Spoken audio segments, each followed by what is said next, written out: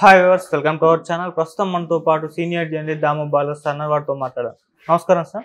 Sir, Vallabhaneni Vamsi arrest అవ్వడం జరిగింది sir. మరి తన అరెస్ట్ గల కారణాలు ఏంటి? ప్రజెంట్ వైసీపీలో తన పొజిషన్ ఏంటి సార్? మరి వచ్చే ఎలక్షన్స్లో సీట్ ఇస్తారా ఇవ్వరా సార్? ఈ మధ్య కొద్దిగా ఇనాక్టివ్గా కనిపిస్తున్నాడు. మామూలుగా అతను కొడాలి నాని వీళ్ళిద్దరూ ఒక టీం లాగా తెలుగుదేశం మీద విపరీతంగా విరుచుకుపడుతూ ఉంటారు. ఇద్దరు కూడా కమ్మ సామాజిక వర్గానికి చెందిన వాళ్ళే, ఒకప్పుడు తెలుగుదేశంలో పనిచేసిన వాళ్ళే ఉన్నవాళ్ళే. సో ముఖ్యంగా వల్లభనేని వంశీ పెరటాల రవికి బాగా దగ్గర అనుచరుడిగా చాలా కాలం ఉన్నాడు. అయితే ఆ తర్వాత చంద్రబాబుతో విభేదాలు వచ్చి వైసీపీలో చేరాలని అనుకున్నాడు. బట్ జగన్ ఏంటంటే, అప్పుడు జగన్ పెట్టుకున్న పాలసీ ఏంటంటే, ఎవరైనా తెలుగుదేశం నుంచి వైసీపీలో ఎమ్మెల్యేలకు చేరాలంటే వాళ్ళు ఎమ్మెల్యేగా రిజైన్ చేసి రావాలి, మళ్ళీ ఎన్నికలకు వెళ్ళాలి అనేది అనుకున్నాడు. సో దానివల్ల ఇప్పుడు ఒకసారి అలా అనౌన్స్ చేసినాక పని చేయలేడు కాబట్టి మళ్ళీ ఎన్నికలకు వెళ్ళడం అంటే ఇబ్బంది అని చెప్పి సైలెంట్గా, అంటే డైరెక్ట్గా చేరినట్టు కాకుండా యాంటీగా ఉండడం, తెలుగుదేశానికి వైసీపీకి అనుకూలంగా మాట్లాడడం అలాగా ఉన్నాడు. ఈసారి వైసీపీ తరఫున అతనికి టికెట్ ఇస్తారు గన్నవరంలో అనేది అనుకున్నారు. అయితే ఈ కాంటెక్స్లో ఈరోజు ఒక సంచలనమైన విషయం చోటు చేసుకుంది. అదేంటంటే, ఇతను అరెస్ట్ చేయమని కోర్టే చెప్పింది. దీనికి ప్రధాన కారణం ఏంటంటే, 2019 ఎలక్షన్లప్పుడు గన్నవరం దగ్గర విజయవాడలో ప్రసాదం పాడు అని ఉంటుంది, అక్కడ బూత్లో గొడవలు జరిగాయి. ఆ గొడవలకి ఇతను కారణం అని చెప్పి అప్పుడు ఇతని మీద ఇంకొక 38 మంది మీద కేసు పెట్టారు. అది ఇప్పుడు పీపుల్స్ రిప్రజెంటేషన్ యాక్ట్ కింద కేసు పెట్టారు, ప్రజాప్రాతినిధ్య చట్టం కింద. సో దానికి సంబంధించి ఇతనికి బెయిలబుల్ సెక్షన్స్ కిందనే కేసు ఉంది కాబట్టి అప్పట్లో బెయిలబుల్ వారంట్ ఇష్యూ చేశారు. ఇతను వాయిదాలకు వస్తే సరిపోయేది, కానీ ఇతను వాయిదాలకు వెళ్ళట్లేదు. అడ్వకేట్స్ కూడా ఇతని తరపున హాజరై మాట్లాడడం కూడా లేదు. సో దానివల్ల ఇప్పుడు కోర్టు ఏం చేసిందంటే, అరెస్ట్ వారెంట్ ఇష్యూ చేసింది. అతను అరెస్ట్ చేసి కోర్టులో ప్రొడ్యూస్ చేయమని పోలీసులకు చెప్పింది. మరి అతను ఇప్పుడు ఏం చేస్తాడని చూడాలి. జనరల్గా ఏంటంటే, ఈ ప్రజాప్రాతినిధ్య చట్టం కింద జనరల్గా ప్రజాప్రతినిధులు అందరూ కూడా ఆల్మోస్ట్ ఉల్లంఘిస్తూనే ఉంటారు.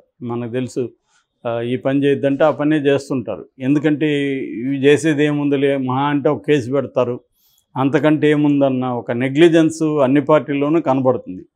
అందుకనే ఎలక్షన్ల కోడ్ ఉన్నప్పటికి కూడా దాన్ని ఉల్లంఘిస్తూ ఉంటారు. మనం చూస్తూ ఉంటాము, టైం అయిపోయినా కూడా ప్రచారం చేస్తూ ఉంటారు. ఈ క్లియర్గా ఈవెన్ కేటీఆర్ మీద కూడా ఇక్కడ చూసాం, క్లియర్గా ఎటువంటి రాజకీయ ప్రకటనలు చేయొద్దంటే ఆయన క్లియర్గా చేశాడు. సో మహా అంటే కేసు అవుతుంది, అంతకంటే ఏముండదు. లేదంటే వాళ్ళు ఎక్స్ప్లెనేషన్ ఇవ్వమంటారు, వీళ్ళేదో నేను ఆ ఉద్దేశంతో చెప్పలేదు, ఇంకోటి అని వీళ్ళు ఎక్స్ప్లెనేషన్ ఇస్తారు. జనరల్గా అవేం పెద్దగా పనిచేయవు, అంటే కూరలేని పాము లాంటిది అది. కాబట్టి ఈ కోర్టులు కూడా ఏంటంటే, మహా అంటే అరెస్ట్ వారెంట్ ఇష్యూ చేస్తే వీళ్ళు వెళ్ళి సారీ చెప్పి ఏదో మెడికల్ గ్రౌండ్ అనో ఏదోనో అడ్వకేట్స్ ద్వారా అపేర్ అవుతారు. దాని తర్వాత మళ్ళీ వీళ్ళకి వాయిదాలు వేస్తారు. ఎందుకంటే కోర్టులకు కూడా ఏంటంటే, ఇటువంటి కేసుల మీద ఎక్కువ టైం పెట్టే పరిస్థితి ఉండదు. వాళ్ళ కోర్టు సమయం చాలా టైట్గా ఉంటుంది. ఎందుకంటే నేను చాలాసార్లు చెప్పాను, దాదాపు 5 కోట్ల పైన కేసులు పెండింగ్లో ఉన్నాయి. సో ఇంకా కొత్త కేసులు వస్తూనే ఉంటాయి. అందువల్ల ప్రతి కేసు ఇట్లా ఏది ఇంపార్టెంటు ఏది కాదు అనేది వాళ్ళు చూసుకుంటారు. సో దానికే టైం పెడతారు తప్ప కోర్టు సమయాన్ని ఇటువంటి కేసులకు పెద్దగా పెట్టరు. ఎందుకంటే ఇవి పెద్దగా దీంట్లో ఏం తేలేదేమి ఉండదు, చిన్న బూతుల దగ్గర గొడవలు మామూలే. సో దాంట్లో మరీ పెద్ద ఎత్తునే ఉన్న అరాచకాలు చేసినప్పుడు తప్ప ఇట్లాంటి కేసులకి ఏముండదు. నేను అనుకోవడం, వల్లభనేని వంశీకి కూడా దీనివల్ల ఏమి అతను ఏదో అరెస్ట్ చేసి జైల్లో పెట్టే పరిస్థితి మ్యాక్సిమం ఉండదు. ఇక రెండో ప్రశ్న ఏంటంటే, ఇప్పుడు వైసీపీ ఇతనికి గన్నవరం మళ్ళీ ఇస్తుందా? ఎందుకంటే మొన్నటి వరకు వైసీపీలో ఇతనికి యాంటీగా ఉన్న అతను ఇప్పుడు తెలుగుదేశంలోకి వెళ్ళాడు. మామూలుగా ఇది మనం చాలా చోట్ల చూస్తుంటాం, వాళ్ళే ఉంటారు కానీ రివర్స్ వేరే పార్టీలోకి వెళ్తారు. అలాగా యార్లగడ్డ ఏమో తెలుగుదేశంలోకి వెళ్ళాడు, తెలుగుదేశంలో గన్నవరం ఆయనకే ఇస్తున్నారు. ఎందుకంటే గన్నవరంలో ఎప్పటి నుంచో తెలుగుదేశంలో టార్గెట్గా ఉన్న వాళ్ళల్లో వంశీ ఒకడు, నాని ఒకడు, రోజా ఇలాంటి వాళ్ళని వాళ్ళు టార్గెట్ చేస్తారు. ఎందుకంటే చాలా అగ్రెసివ్గా వైసీపీ నుంచి తెలుగుదేశం వాళ్ళని తిట్టే వాళ్ళల్లో వీళ్ళు ముందుంటారు. అప్పుడు భువనేశ్వరి గారి విషయంలో కూడా వల్లభనేని వంశీ ఎలా మాట్లాడాడో మనం అప్పుడు పెద్ద గొడవలైంది. ఆ తర్వాత ఆయన సారీ కూడా చెప్పాడు. సో అందువల్ల ఇలాంటి వాళ్ళని టార్గెట్ చేసి ఓడించాలనేది తెలుగుదేశం లక్ష్యం. అందుకని యార్లగడ్డ రాగానే ఆయనకి సీటు కన్ఫర్మ్ చేశారు. యార్లగడ్డ అసలు ఒక రకంగా సెల్ఫ్ డిక్లేర్డ్, తనే ఇక్కడ నేను పోటీ చేస్తానని వీళ్ళు చెప్పకముందే ఆయన చెప్పుకునేసాడు. ఎందుకంటే లేకపోతే అతనికి ఏం పని, తెలుగుదేశంలో ఎందుకు వెళ్తాడు? సో కాబట్టి క్లియర్గా యార్లగడ్డకి తనకి దుట్టా రామచంద్రరావు వైసీపీలోనూ ఉన్నాడు కానీ డాక్టర్, ఆయనకి వంశీకి కూడా పడదు, ఆయన కూడా వ్యతిరేకిస్తున్నట్టు తెలుస్తుంది. మొన్న షర్మిల కూడా ఆయన్ని వెళ్ళి కలిసింది. అది మర్యాదపూర్వకంగా కలిశాను, నేను పార్టీలోకి రమ్మని అయితే ఆహ్వానించాను, కానీ ఆయన నేను ఇప్పుడు యాక్టివ్గా పనిచేసే పరిస్థితి లేదని చెప్పేశారు అనేది కూడా ఆమె చెప్పింది. ఆయన కూడా అదే చెప్పాడు, వైఎస్ఆర్ సన్నిహితులం కాబట్టి ఆమె కలిసింది నన్ను మర్యాదపూర్వకంగా అనేది చెప్పాడు. సో ఇప్పుడు దుట్టాని ఎలా డీల్ చేస్తారనేది చాలా ఇంపార్టెంట్. ఒకవేళ డిఫికల్ట్ సిచ్యువేషన్ ఉంటాయి, ఎందుకంటే యార్లగడ్డ కూడా స్ట్రాంగ్గా ఉంటాడు అక్కడ. సో దుట్టా కూడా వీళ్ళకి వ్యతిరేకంగా పనిచేస్తే ఇతనికి ఛాలెంజ్ అవుతుంది గెలవడం అనేది. సో ఎందుకంటే తెలుగుదేశం వాళ్ళు కూడా ఇతని మీద బాగా ఫోకస్ చేసి ఓడించాలని ట్రై చేస్తారు. సో ఈ కాంటెక్స్ట్లో వల్లభనేని వంశీకి అక్కడ టికెట్ ఇస్తే, ఇంకా గన్నవరం ఎవరిని అనౌన్స్ చేయలేదు, ఎందుకంటే మనం ఇప్పుడు 27న రాజ్యసభ ఎన్నికలు ఉన్నాయి కాబట్టి కొంత జాగ్రత్త వహిస్తూ ఉంది వైసీపీ. ఎందుకంటే ఈసారి ఎట్టి పరిస్థితిలో 3 అంటే 3 గెలవాలి. ఎందుకంటే గత 40 ఏళ్ళకు పైగా తెలుగుదేశానికి ఎప్పుడు కూడా రాజ్యసభలో ఒక సీటు కూడా లేని పరిస్థితి లేదు. సో అందుకని ఇప్పుడు అటువంటి పరిస్థితి క్రియేట్ చేయాలని వైసీపీ ఆలోచిస్తుంది.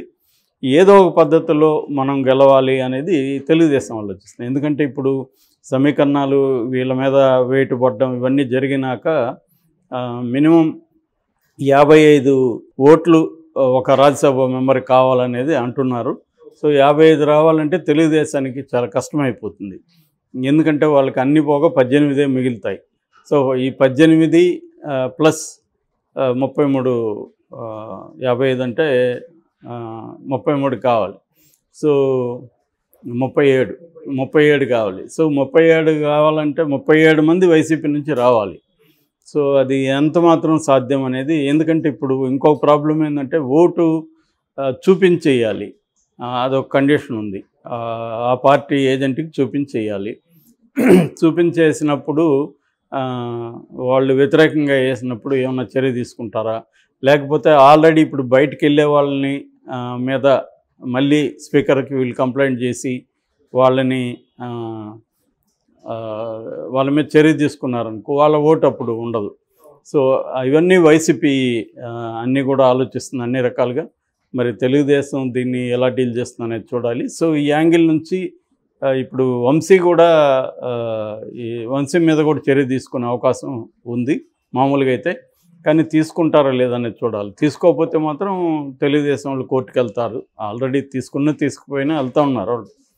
సో తీసుకోకపోతే ఏమవుతుందంటే వాళ్ళు మా పార్టీ వాళ్ళని మాత్రమే తీసుకుంటున్నారు, మా పార్టీ నుంచి బయటకు వెళ్ళిన వాళ్ళ మీద తీసుకోవట్లేదు, మా పార్టీలోకి వచ్చిన వాళ్ళ మీద తీసుకుంటున్నారు అన్న విమర్శ కూడా వస్తుంది.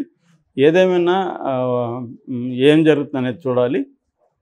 సో వంశీకి అయితే డిఫికల్ట్ అని చెప్పాలి. అతను ఇప్పటికిప్పుడు వేరే నియోజకవర్గానికి కూడా వెళ్ళే పరిస్థితి లేదు.